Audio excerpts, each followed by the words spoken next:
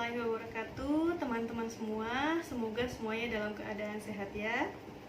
Hari ini insya Allah kita mau sharing tentang keluhan pada kehamilan muda dan kehamilan tua. Nah, yang pertama itu keluhan pada kehamilan muda itu ada tadi biasanya mual, muntah, pusing, dan lemas teman-teman.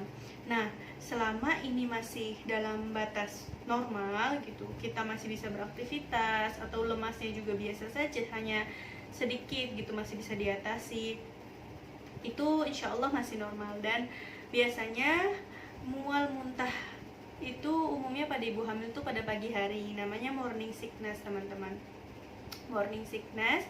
Nah, itu juga bisa disiasati gitu, jadi maksudnya bisa diminimalisir dengan tadi teman-teman ketika sudah bangun tidur gitu. Nah, sebelum tidur itu siapkan biskuit atau roti di samping tempat tidur teman-teman. Jadi ketika bangun itu perlahan ya, piring kanan dulu, kemudian kita ya mengumpulkan dulu gitu, bukan mengumpulkan apa ya, mengumpulkan energi. Kemudian baru duduk, setelah itu kita nyemil 1 suap, 2 suap, kemudian kita minum, baru ketika sudah enakan, baru kita bangun dan berjalan. Itu teman-teman, barangkali itu semoga bisa meminimalisir morning sickness pada teman-teman yang hamil muda itu ya. Kemudian tapi ketika itu namanya emesis dan morning sickness kalau terjadi pada pagi hari. Tapi ketika misalkan itu berlebihan teman-teman, itu namanya hiperemesis. Nah, itu ada lagi pembahasannya nanti ya. Itu sudah termasuk harus ditangani lebih lanjut gitu. Nah, itu. Sekarang untuk keluhan pada hamil tua ya teman-teman. Untuk keluhan pada hamil tua itu yang pertama itu ada nyeri pinggang teman-teman. Ini banyak banget ibu-ibu hamil yang merasakannya ya. Pas udah masuk trimester 2 udah mulai kerasa tuh nyeri-nyeri pinggang. Karena apa teman-teman? Karena perutnya semakin membesar, beban yang dibawa itu condong lebih semakin ke depan kan teman-teman, sehingga pinggang itu menyeimbangkan gitu antara depan dan belakang, sehingga dia lebih banyak menyokong. Jadi ya pastinya dong lebih nyeri gitu. Kalau yang tidak terbiasa mungkin olahraga dan sebagainya itu akan lebih nyeri pada pinggangnya. Nah, hal ini kalau masih sedang atau ringan atau sedang itu masih bisa diatasi dengan senam hamil teman-teman. Nanti insya Allah untuk senam hamil sendiri akan ada sisinya tersendiri ya teman-teman. Nah, kemudian setelah itu ada kram kaki. Nah, kram kaki ini biasanya pada trimester 2 teman-teman terjadi pada malam hari, sekitar 1 menit sampai 2 menit. Nah, itu masih normal teman-teman, bisa direlaksasikan saja, dipijat-pijat sedikit kakinya yang kram itu, terus kemudian dikasih yang hangat-hangat gitu teman-teman. Itu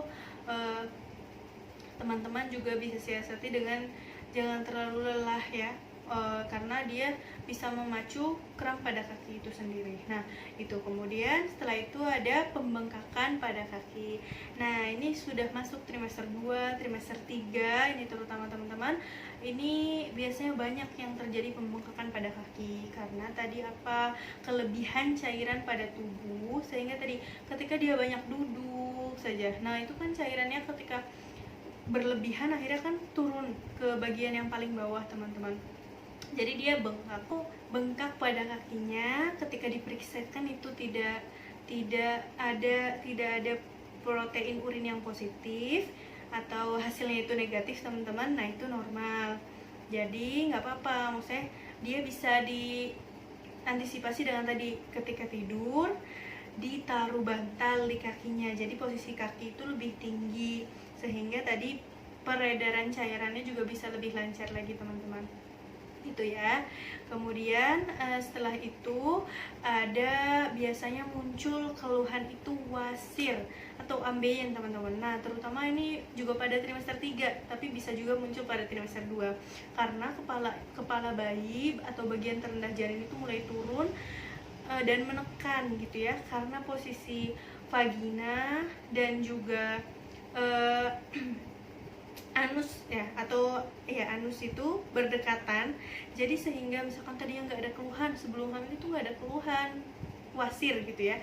Nah tapi ketika kepalanya kan sudah semakin terus semakin turun, sudah semakin besar gitu ya, mendekati HPL. Nah itu karena tertekan, jadi yang sekitarnya juga ikut tertekan, termasuk tadi ambeien yang di dalam akhirnya tertekan, jadilah dia semakin keluar gitu. Nah makanya banyak yang mungkin tadinya merasa nggak ada ambeien, tapi ketika terutama pas melahirkan biasanya kok jadi ada ambeiennya gitu, padahal tadinya nggak ada. Nah itu karena faktornya itu juga teman-teman, itu ya. Jadi nah ini diantisipasinya adalah jangan terlalu banyak makan pedas teman-teman, apalagi pas hamil ya, terutama pas hamil. Itu juga agar teman-teman tidak diare, ibu-ibu hamil tidak diare gitu ya. Itu kemudian setelah itu keputihan ini teman-teman masih normal kalau tidak ada bau, tidak ada warnanya itu tidak pekat atau hijau kuning gitu, dan tidak gatal. Kalau ada bau, gatal, dan berwarna, itu lebih baik diperiksakan teman-teman, begitu ya. Nah ini juga bisa dengan minum air putih yang banyak, semoga juga keputihannya bisa berkurang gitu ya teman-teman, karena kan memang air putih itu semuanya mendetoks ya, jadi mendetoks tubuh kita gitu. Apalagi buat ibu hamil juga bagus untuk dirinya sendiri dan juga janinnya gitu teman-teman. Nah semoga ini bisa menjadi informasi buat teman-teman semua, baik yang sedang mempersiapkan kehamilan ataupun ibu-ibu yang hamil dan sedang merasakan hal itu. Jadi ketika masih dalam batas normal, jangan takut ya, tenang saja, dan tadi ikuti saran-saran yang tadi sudah saya sampaikan. Semoga itu bisa meringankan dan juga bisa meminimalisir keluhan-keluhan yang akan dirasakan oleh ibu gitu ya. Baik, semoga bermanfaat. Jazakumullah khairan katsiran sudah menonton video ini, dan jika dirasa video ini bisa bermanfaat juga untuk orang lain, silahkan di-share ya.